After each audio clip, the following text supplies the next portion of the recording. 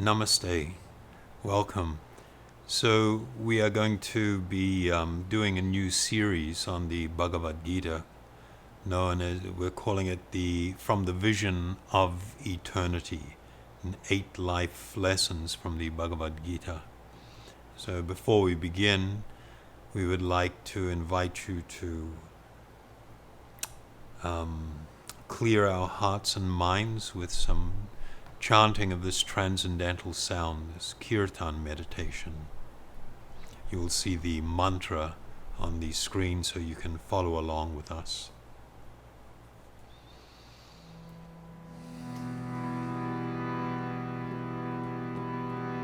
Gopala Govinda Rama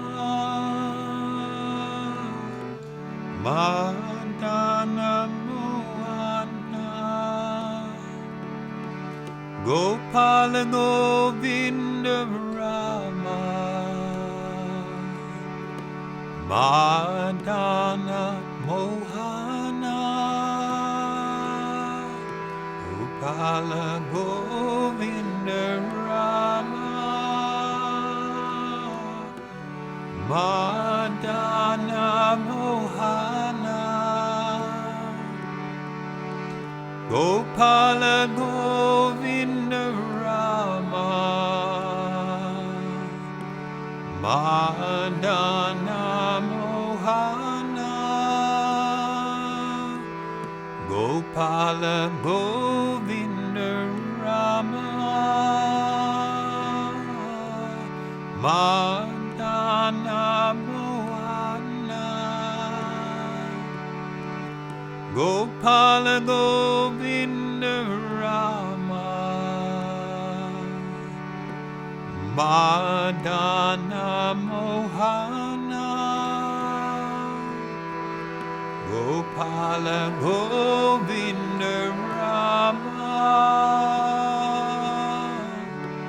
Madana Mohana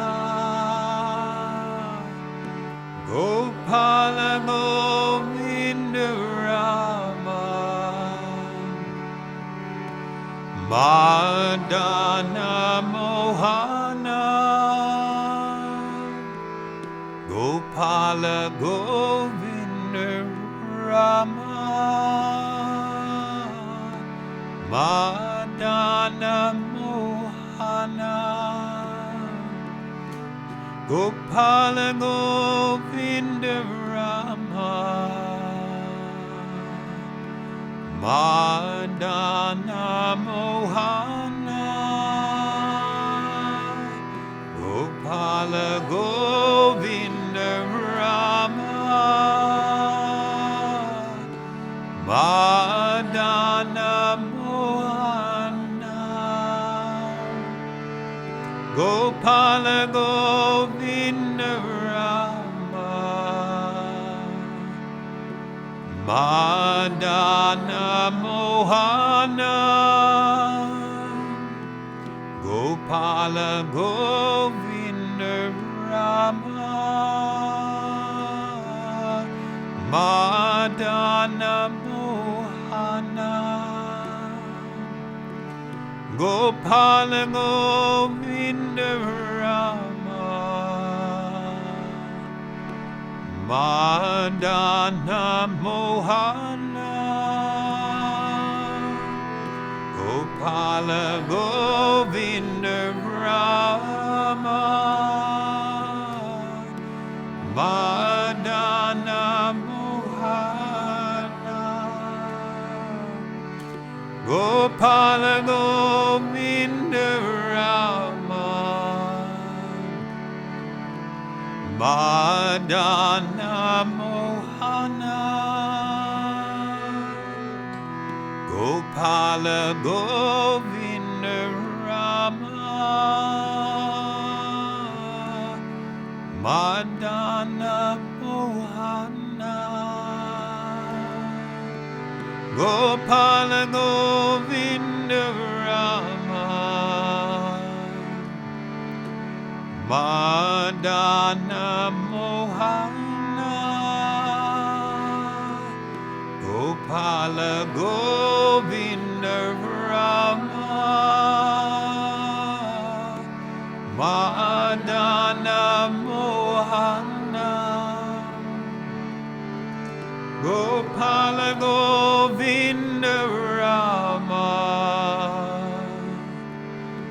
Madana Mohana Gopala Govinda Rama Madana Mohana Gopala Govinda Rama Madana Mohana Gopala Govinda Rama Madana Mohana Gopala Govinda Rama Madana Mohana.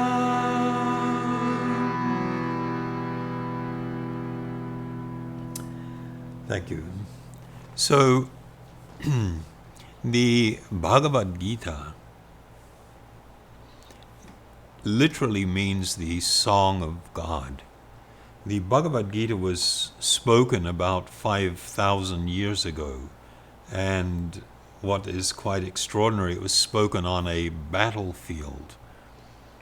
The discourse was between Lord Sri Krishna and a very great warrior prince. His name was Arjuna.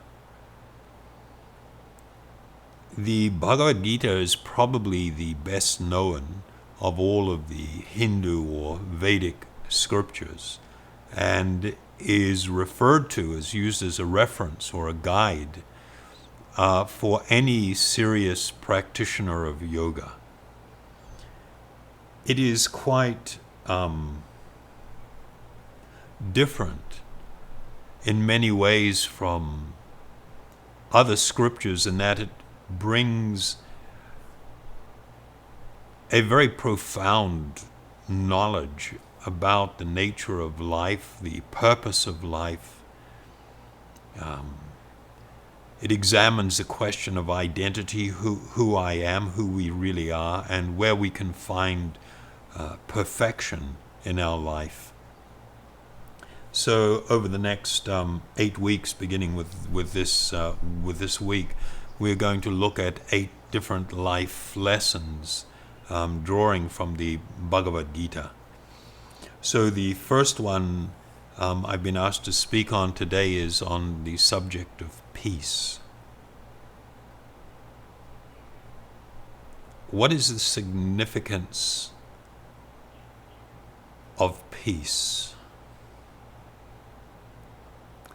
We live in a world where people actually, they don't consciously realize that everybody is actually searching for this condition of peace. If we look to the dictionary and look at the definition, it describes peace as freedom from disturbance, or quiet and tranquility. So that's kind of very interesting when you look at that definition, free from disturbance. And then if we look at our life and what are the things that disturb us, and if we start drawing up a list, we're going to run out of paper really fast, because our life is really filled with so much disturbance. If we think about it from, a lot of people think of peace as the absence of war. Yeah, that is also a valid definition. But war or armed conflict is only one type of grave disturbance. The world is really quite shaken by the amount of armed conflict and the great tragedy associated with armed conflict. in my lifetime, it's been quite astonishing how many wars are being fought all over the planet. Many of them people never hear of. But just because we don't hear about it doesn't mean it's any less real or relevant.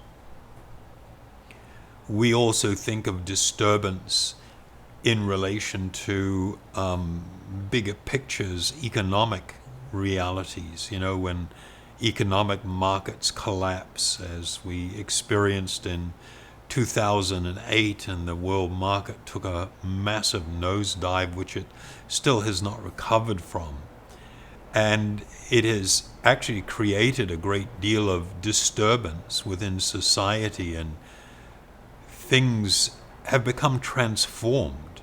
It's much more difficult for people to find work, and to people's asset base, the homes that they own, their bank accounts have all been so radically eroded in the first world, if I can use that term, the more developed societies, that it becomes very disturbing. It becomes very disturbing, particularly for people that are approaching retirement, and they start realizing, things are just not looking so good anymore. And we have situations where unions negotiated for certain groups of workers in different countries pensions. And now people are beginning to realize that they're not going to be able to meet those obligations, governments and large companies and different societies. And that creates yet another kind of disturbance that really affects people. But it also gets down onto a little bit more personal level. Not that those things are not personal. When we consider the idea of friends or enemies, I mean, you can't have one without the other. And there's always the tragedy of people feeling that someone was really a friend of theirs and someone that they could trust and that they relied upon, and some turn of events, something has happened, now that person has unfriended me and I'm kind of like spazzing out because I've been unfriended. And it has other ramifications, especially when other people notice I've been unfriended. Then it's like, what happened? And now I've got to start talking about what's going on. It's ridiculous. Social media is probably responsible for a greater lack of peace than for peacefulness. People are searching, and they don't realize they're searching for peace and happiness, of course. They've got the phone out and they're going. And I'm watching this person just like going. I'm going like, God, how long is this going to go on for? They're really going. Stop, go, stop, go. It's like just looking at whatever feeds they've got in front of them and seeing what somebody's doing. And you can see the look on the person's face when they're looking through. It's like, what is it that you are looking for? What are you looking for? You're always looking on the phone. What is it, though, that you are looking for? And you can't say I'm trying to see what my friends are doing. Well, you've been seeing what your friends are doing for the last 4 or 5 years, and you haven't stopped. You're still doing it, and probably faster now than you were before. So it's not like that's what you're looking for. You're looking for something else. Another thing that brings disturbance into people's life is this thought of not having something that they desire, or not having enough of it. And so they become all kind of agitated and disturbed. I'm not getting enough of this sort of activity. I'm not getting enough out of this relationship. I'm not able to afford this new toy. I'm not able to afford something else, whatever. I'm just not getting enough of stuff.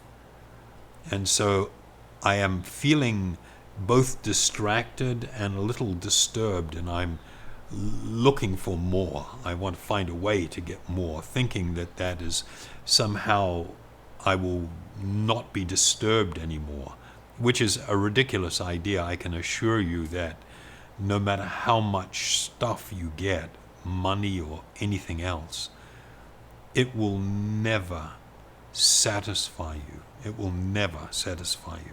So this will always be a disturbance. Another thing that really disturbs people, especially younger people, the old guys are just like so over it, and they're just like had enough already. The younger people are just like into the body image so much. Well, I mean, yeah, some older people are into it too. It's like ridiculous. You got somebody that's like 80 years old, and you look at them and they've had so many facelifts and so much body modification that they look stunning. But then after being told, oh, you look so great, and they're all, thank you very much, they have to stand up and start walking, and you suddenly become aware that, oh my God, this person's actually 80 years old. So the body image thing, and amongst, as I said, younger people, the self-image. I mean, this is the age of the selfie. And for me, I'm sorry, I'm going to be really hurtful and politically incorrect. It's such a load of cow manure. Politeness reigns. Yeah, it's just like, this pretense that if you get the right look on and the right angle and you got the selfie stick out and you just like enjoying the moment, it's just so fake. Nobody wants real video or real pictures. They don't want a picture of themselves brushing their teeth, using the toilet, eating and, dropping something on your clothes. They don't want just, be caught asleep, on the sofa or something with saliva coming out the corner of your mouth. This is the real world, I can remember I had a guy I was doing some business with before in India, and he was living in a hotel. He was working for one of the big American financial houses, and I had an appointment to drop by and see him, just in his room there. We were kind of close friends, and he's newly married, and I knocked on the door, and his wife opened the door thinking it was someone else, and she saw me and she screamed. I mean, we were good friends. She screamed, "Ah!" and covered her face and ran into the other room because she didn't have any makeup on. Because she always had this major presentation to the world, the hair all done and the makeup and the nails and, the whole thing. And if you saw her without it, for her that was so disturbing and shocking. How we want people to see us and relate to us. And then this kind of leads into this other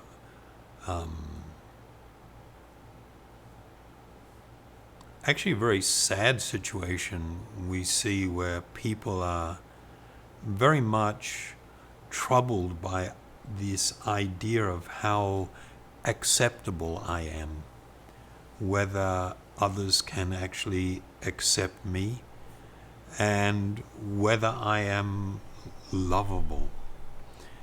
People develop all of this self-doubt and all of this, they feel all this pain. I can remember this, there's a guy in Australia, he doesn't have any arms or legs.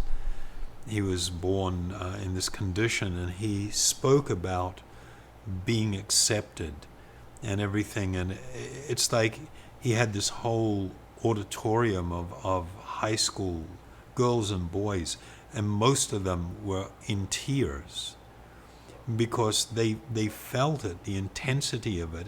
And you know, if I think back to when my body was much younger and what it was like with my friends and everything, and how much we are troubled by, you know, this idea of whether we're acceptable or lovable.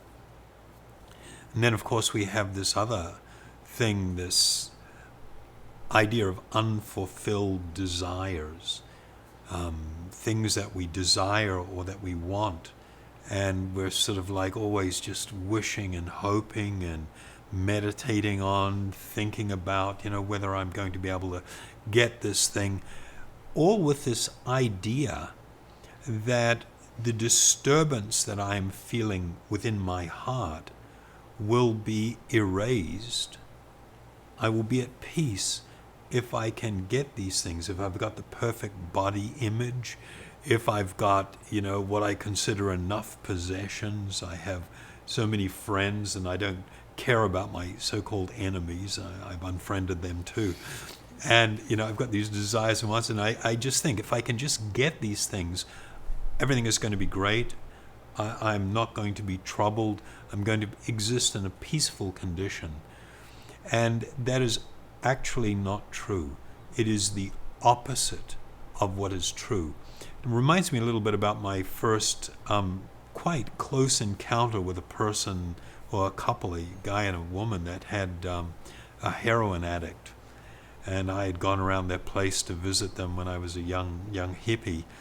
And the girl was there and the guy was out, and they had not been able to score any heroin for about, 2 days. So they were hitting the bottle really heavy, and they were suffering tremendously from the withdrawals. And while we're there talking with her, me and another friend, the guy shows up and he had scored. He was all happy because they just moved to this new city along with us and didn't know anybody, and he just made a connection, and so now everything was going to be great. And the big struggle they went through, the whole ceremony of, loading a needle and tying off your arm and getting ready, and he's been a gentleman and trying to shoot up his girlfriend first and can't find any veins, and they've tried both arms and now they're on the thigh and they're down on the foot like this, and he's freaking out because it's right there and he feels he needs it so badly, and he's just being the gentleman and he's not striking a vein anywhere with her. So he tells her, well, we'll just have a drink, we'll try a little bit later, and then he shoots himself up and of course falls over, and then she's just distressed and in tears because of her suffering. And I was just struck with this vision. Here we have a couple of people that are utterly convinced that their suffering is attributed to so many things, and that this small amount of white powder, when mixed and fluid and heated and injected into your arm, is going to solve all of your problems. And they feel if they can just keep getting a supply, everything's cool, life is fine. And the reality is, to me, standing there is, my God, the majority of their problems are arising because of their so-called solution. And that later led me to appreciate, in relation to the spiritual understanding that is taught in the Bhagavad Gita, that when you lead a life of sensual pursuit and think that by getting all these different things that you will find relief from your emptiness, relief from your suffering, that you will come to a state of fulfillment and peace, it's absolutely not true. Actually, the opposite is true. There is a beautiful verse in the Bhagavad Gita, the 2nd chapter, 66th verse, where it says, "One who is not connected with the Supreme can have neither transcendental intelligence nor a steady mind, without which there is no possibility of peace. And how can there be happiness without peace?" So this now, wow, this is just like, if we were to really reflect upon this, we would come to understand that the course of material life, chasing all these things, instead of providing me with peace, it agitates me even further. It creates more painful experience, and it dims whatever intelligence I have. It is necessary for us to have very fine and clear intelligence to see things with clarity if we are to actually have a transcendental experience and come to the position of being fulfilled and experiencing peace. So in another couple of verses here, it describes this situation that I just spoke to, which is, I'll read from this verse, as a strong wind sweeps away a boat on the water, even one of the roaming senses on which the mind focuses can carry away a man's intelligence. Therefore, O mighty-armed Arjuna, one whose senses are restrained from their objects is certainly of steady intelligence. So this is a whole different idea, that instead of just madly chasing all of this, it's like, you've heard the term herding cats. Have you heard this? Can you imagine trying to herd cats? If I gave you 20 cats, especially young kittens, and you had one long, skinny little rod, and you had to try and keep them all together and move them like 150 yards down the road, how big of a job would that be? They'd just be like going in all directions, just like crazy. This is what it's like. It's like a herd of crazy monkeys or kittens or whatever. And they're just like going in all directions. And if we place our mind on one of those things and just follow it, things do not end well for us. We end up completely burned, scorched. It's just like, it's not a good scenario. If we want to be able to achieve happiness, fulfillment, and peace that comes with it, having, as it says here, having steady intelligence is necessary, and it's also necessary that we are not endlessly chasing the demands of the senses and of our mind. A couple of verses later, it states in the Bhagavad Gita, a person who is not disturbed by the incessant flow of desires that enter like rivers into the ocean, and which is ever being filled but is always still, can alone achieve peace, and not the man who strives to satisfy such desires. So this is actually a really big subject, and we're only just touching the surface of it. And we may not be able to bring people who are listening, particularly for the first time, to a full appreciation, the spiritual process where one engages in meditation, and particularly kirtan meditation, to bring about a purification of the heart and the mind. These are all essential components to developing an actual understanding. It's not just that somebody can give you an idea or a spiritual idea. We are seeing things, we are seeing this world through specific lenses and filters. And it is necessary to gradually remove the different filters so we can see things very clearly.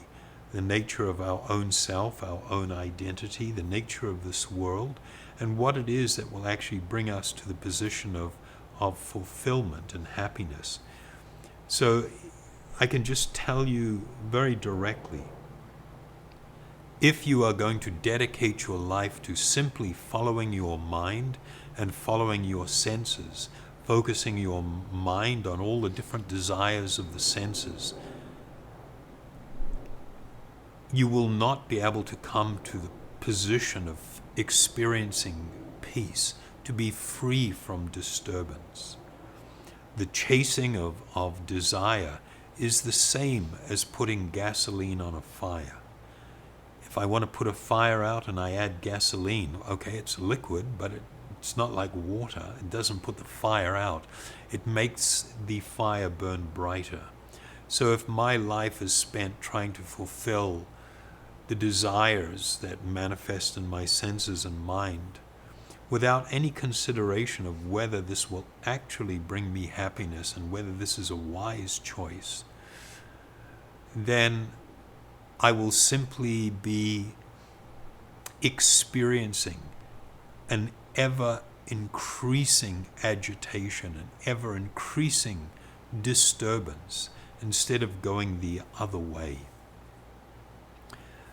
Later in the Bhagavad Gita, in the 5th chapter, 23rd verse, it says that before giving up this present body, giving up meaning at the time of death, before giving up this present body, if one is able to tolerate the urges of the material senses and to check the force of desire and anger, he is well situated and is happy in this world. So there are very clear reasons for this, and once again, I'll just state we don't have sufficient time to get into all the details surrounding that. But what we'd like to do is just present food for thought, particularly for people that are newly hearing about these ideas. It is about the cultivation, this undertaking, the spiritual undertaking. It is about actually finding fulfillment, actually finding the supreme pleasure or happiness. And in order to do that, one must cultivate transcendental or spiritual intelligence. Yet again, from the Bhagavad Gita, another verse, a faithful man who is dedicated to transcendental knowledge and who subdues his senses is eligible to achieve such knowledge. And having achieved it, he quickly attains the supreme spiritual peace. So when we talk of this, and just going back to the earlier example I spoke of these guys I knew that were heroin addicts, they were totally convinced. They would go through periods of this is not a good life, but they were only kind of like little glimmers that would show now and then. Mostly they were convinced that the way to get through the day and to just progress, to find some peace, cessation from that which is agitating me, I need to take this stuff again. This is the medicine that's going to fix everything. And this is exactly the same condition when it comes to the pursuit of material life, the path of materialism. If I am going to be on this path, if I'm going to cultivate these ideas, if this is really where I'm going to be going, this is really where I'm heading and focusing on, then I'm sorry, the result is not good. All you have to do is visit any old age home, or if you've got very elderly parents or grandparents who are approaching death, spend time talking with people. This is what it's like. This is where it all goes. Unless one has a very clear spiritual objective, a very clear spiritual goal. I will just share with you one more verse from the Bhagavad Gita, also the 5th chapter, 12th verse, where it says, "The steadily devoted soul attains unadulterated peace because he offers the result of all activities to me being Krishna. Whereas a person who is not in union with the divine who is greedy for the fruits of his labor, become entangled. So the reason I've chosen this verse at the end is because it is at least an introduction to the idea of where the solution lies. We are embodied, we have a material body, we are living in this world. The important thing for us to do is to come to understand and appreciate what is the actual goal and purpose of our life. And that is to find this fulfillment that we desire, to experience the actual happiness that we desire, to awaken the natural condition of spiritual love, and to have this very extraordinary and completely fulfilling experience of spiritual love and happiness. And it will come from taking one of two paths, only one. We're living in this world anyway, we're engaged in activity and action.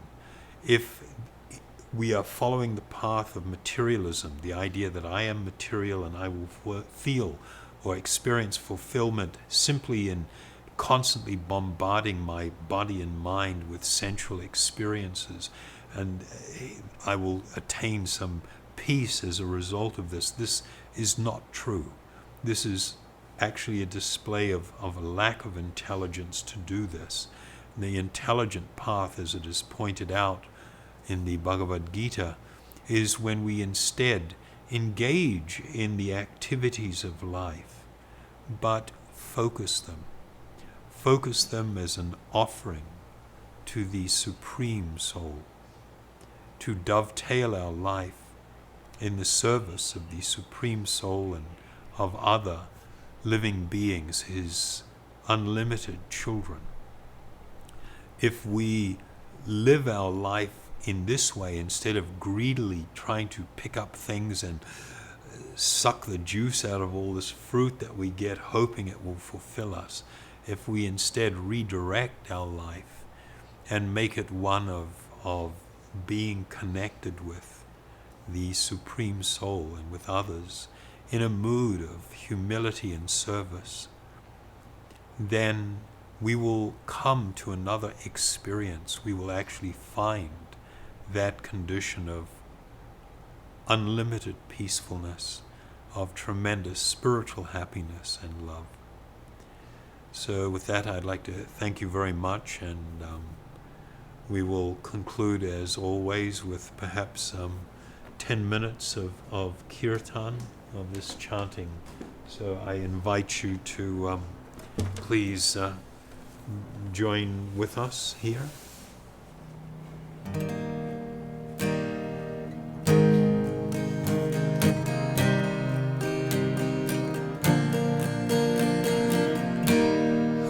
Hare Krishna,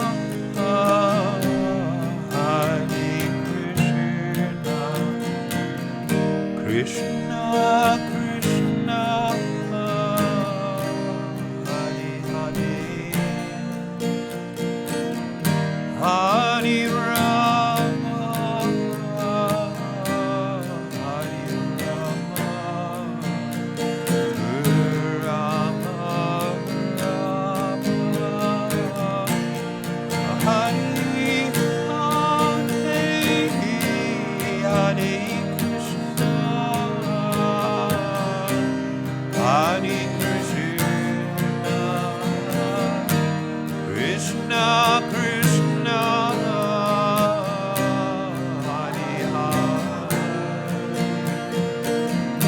Hare Rama,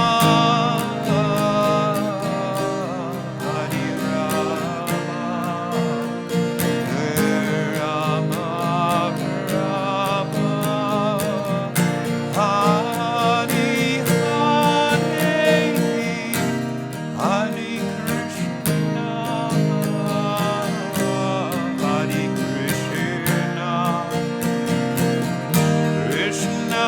Krishna,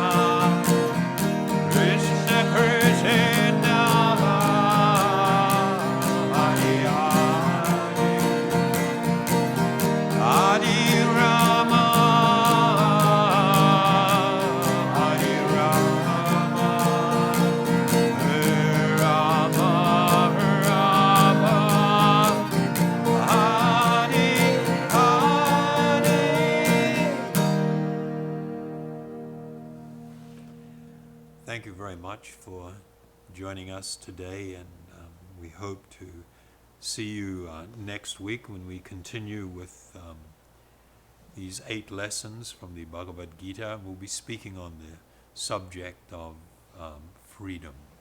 Thank you.